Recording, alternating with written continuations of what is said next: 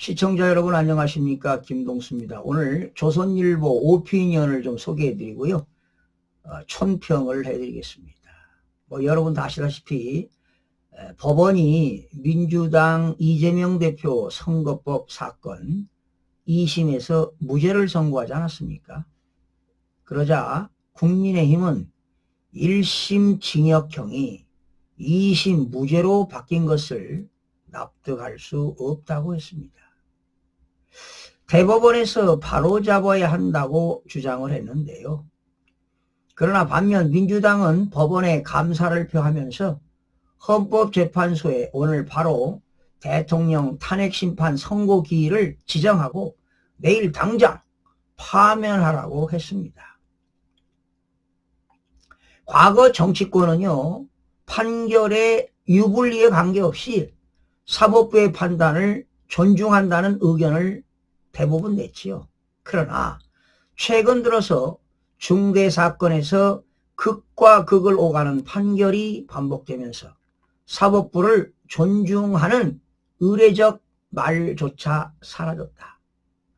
같은 사안을 두고 판사에 따라 법원에 따라 완전히 정반대 판단을 한다면 누가 법원의 판단을 존중하고 승복하겠나. 이런 일이 한두 번도 아니고 반복적으로 벌어지니 현재의 사법체계 자체에 대한 신뢰가 무너지고 있다. 윤석열 대통령의 내란죄 사건에서 사법부는 혼란을 가중시켰다. 자, 저는 이 윤석열 대통령 내란죄에서 법원은 내란죄 수사권이 없는 공수처가 영장 쇼핑 논란 속에서 중앙지방법원이 아닌 서부지방법원에 청구한 체포 구속영장을 모두 발부했다. 이게 잘못된 거죠. 그러더니 구속기소 40일이 지난 구속기간 문제와 공수처의 수사 권한 문제를 지적하며 상급심에서 파기와 재심 사유를 댈 수 있다며 구속 취소를 결정했다. 이건 잘한 겁니다. 네? 아니, 공수처가 윤석열 대통령 내란죄도 성립이 안 되지만 내란죄라고 수사했어요. 불법 수사 아닙니까? 그리고 중앙지방법원에서 영장 청구가 안 되자 서울지방법원에 영장을 청구하고 불법 청구, 불법 영장 청구, 불법 체포하지 않았습니까? 자, 대법원은 2023년 1심에서 무죄, 2심에서 유죄가 나온 형사재판의 최종심에서 2심이 1심 판단을 뒤집으려면 충분하고도 납득할 만한 현저한 사정이 있어야 한다고 판시했습니다. 그러나 이재명 대표 선거법 2심에서 새로운 증거나 증언이 없었지만 1심 징역형이 2심에서 무죄로 바뀌었습니다. 이재명 대표 이중교사 1심에서는 위중한 사람은 유죄, 위중교사 혐의로 기소된 이 대표는 무죄. 이게 말이 됩니까, 여러분?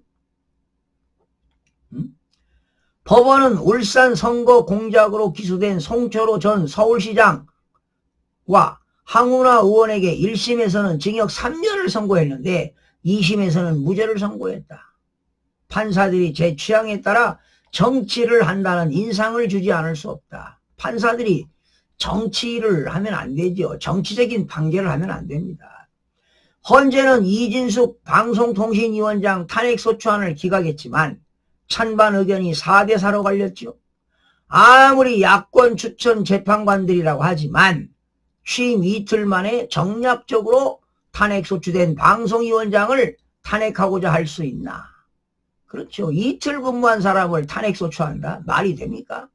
여러분, 국민 10명 중 4명이 헌재를 불신한다는 여론조사가 나오자 헌재는 감사원장 탄핵소추안은 만장일치로 기각하고 한덕수 대행 탄핵 사건은 7대1로 기각이 됐습니다. 이 한덕수 권한대행에서는 정계선이가 인용했죠. 인용.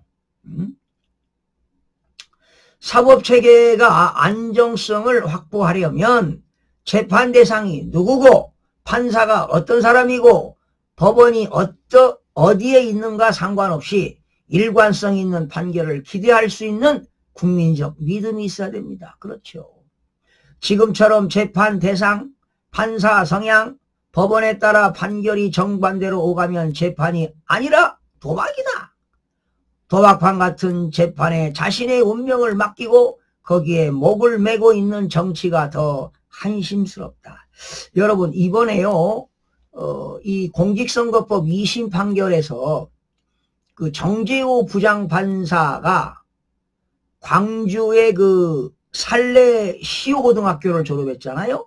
그런데 민주당에 지금 이재명 당대표의 법률특보를 법률특보를 담당했고요. 지난 21대와 지금 22대 국회의원이 됐는데, 이 최기상 국회의원도 광주에 있는 살레 시호고등학교를 졸업했고, 정재호 부장판사와 역시 서울대 경영학과를 같이 입학했어요. 그리고 이제 법과대로 전과를 하고서 사법연수원 동기 아닙니까? 그리고 다 같이 법관 출신 아닙니까?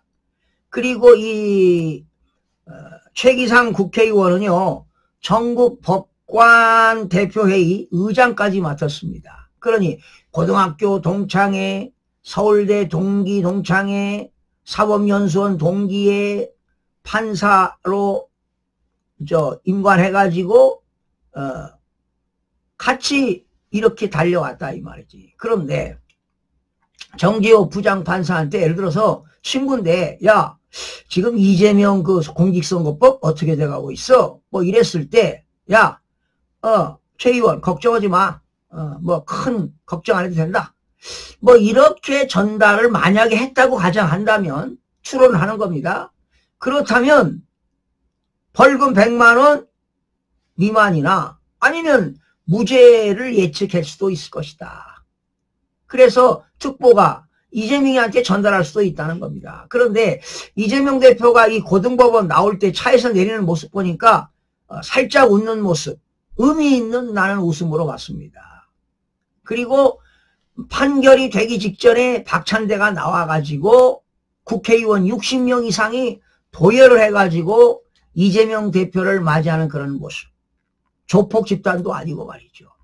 지금 경상도에서는 불이 나가지고 지금 난리 법석이고 많은 희생자가 나오고 국가적으로 비상사태인데도 불구하고 국회의원들은 법원에 가서 62명이 도열해가지고 말이지요. 웃으면서 말이지 서로 카톡을 보고 핸드폰을 보면서 그런 모습 볼 때 정말로 한심스러운 나라다 이런 생각이 들어갑니다, 여러분.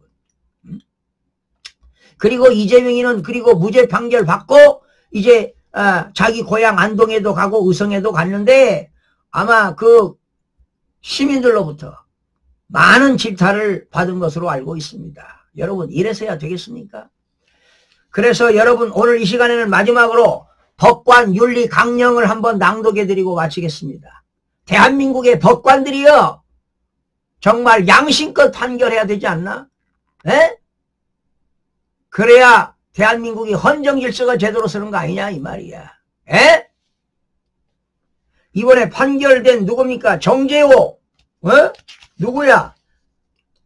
이재명 선고한 사람, 최은정, 이해슬, 정재호, 그들은 과연 재판관으로서 제대로 임무를 수행하고 있는지 의심이 간다 이 말이야. 이 세 사람을 위해서 법관 윤리 강령을 여러분들에게 함께 낭독해 드리겠습니다. 법관은 국민의 기본적인 인권과 정당한 권리 행사를 보장함으로써 자유, 평등, 정의를 실현하고, 그렇지, 자유, 평등, 정의를 실현하고 국민으로부터 부여받은 사법권을 법과 양심에 따라 엄정하게 행사하여 민주적인 기본 질서와 법치주의를 확립해야 합니다. 법관은 이 같은 사명을 다하기 위하여 사법권의 독립과 법관의 명예를 굳게 지켜야 하며 국민으로부터 신뢰와 존경을 받아야 합니다. 그러므로 법관은 공정하고 청렴하게 직무를 수행하며 법관에게 요구되는 높은 수준의 직업윤리를 갖춰야 할 겁니다. 이에 우리 법관은 뜻을 모아 법관이 지녀야 할 윤리기준과 행위 전범을 마련하여 법관으로서의 자세와 마음가짐을 새롭게 하고자 한다. 모름지기 모든 법관은 이 강령을 스스로 책임과 규율 아래 잘 지켜 법관의 사명과 책무를 다하여야 할 것이다. 이게 법관의 윤리 강령이 나오는 겁니다. 이렇게 또 선서했겠죠. 네, 정말 이번에 정말 비참함을 느낍니다. 누굽니까? 이은정, 이예슬, 정재호 판사는 제대로 판결을 했나 의문이 가지 않을 수가 없습니다. 여러분. 대한민국이 지금 판사와 법원에 따라 극과 극을 달리고 완전히 재판이 아닌 도박판이 되지 않았나 이런 생각을 해봅니다. 이번 판결로 많은 국민들이 망연자실했습니다. 실망감과 좌절감을 느꼈습니다. 정말 통탄할 일이고 개탄스러운 일입니다.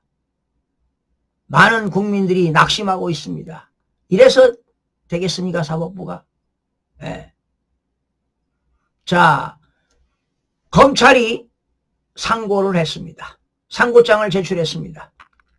그래서 대법원은 정말 심사숙고하게 대법관의 전원일치로 파기자판으로 판결해 주시길 사법부에 간곡히 부탁드리면서 방송을 마치겠습니다. 시청자 여러분 고맙습니다.